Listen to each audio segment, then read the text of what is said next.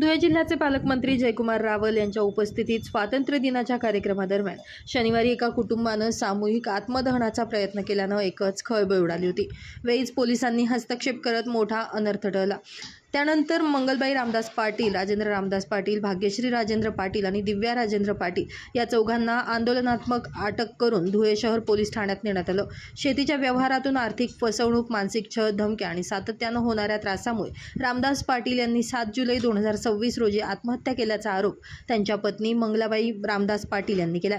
तक्रारीनुसार संबंधित व्यक्तींनी शेतीचे व्यवहार प्रलंबित ठेवून आर्थिक आणि मानसिक त्रास दिला, वारंवार धमकावले आणि यामुळेच कुटुंब उद्ध्वस्त झाल्याचा दावा करण्यात आला। या प्रकरणी संबंधित 8 जणांविरोधात गुन्हा दाखल करून सखोल चौकशी करावी अशी मागणी करण्यात आली होती। आज रोजी 15 ऑगस्ट रोजी माझे वडील 7/7/2026 त्यांनी सावर्डे पुलावर आत्महत्या केली शिरपूरजवळ।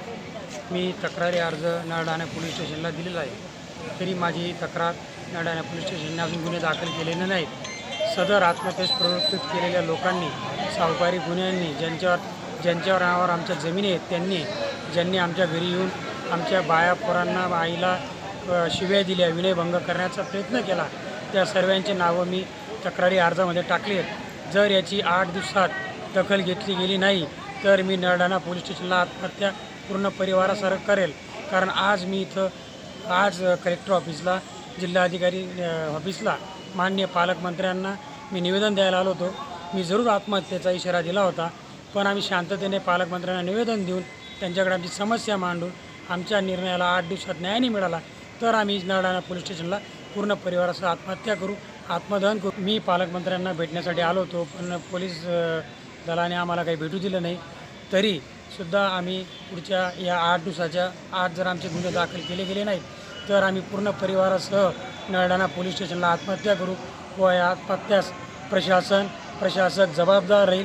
आणि माझी एकच विनंती आहे की सर्वांना न्याय मिळावा, आम्हालाही न्याय मिळावा, एवढंच पालकमंत्र्यांना सांगू इच्छितो। दरम्यान मागण्या मान्य होत नसल्यानं संतप्त झालेल्या कुटुंबानं स्वातंत्र्य दिनाच्या दिवशी पालकमंत्र्यांसमोर सामूहिक आत्मदहनाचा प्रयत्न केला। मात्र पोलिसांनी प्रसंगावधान राखत त्यांना ताब्यात घेतले आणि आंदोलनात्मक अटक करून धुळे शहर पोलीस ठाण्यात हलवले। यामुळे मोठा अनर्थ टळला। मात्र न्याय मिळाला नाही तर आंदोलन अधिक तीव्र होणार असा इशारा यावेळी देण्यात आला। या प्रकरणातील सर्व आरोप हे तक्रारदार कुटुंबानं केलेले असून संबंधित व्यक्तींची बाजू अद्याप समोर आली नाहीये। प्रकरणाची अधिकृत चौकशी आणि पोलीस तपासानंतरच वस्तुस्थिती स्पष्ट होणार आहे। Bureau report, Lumbini news, Dhule.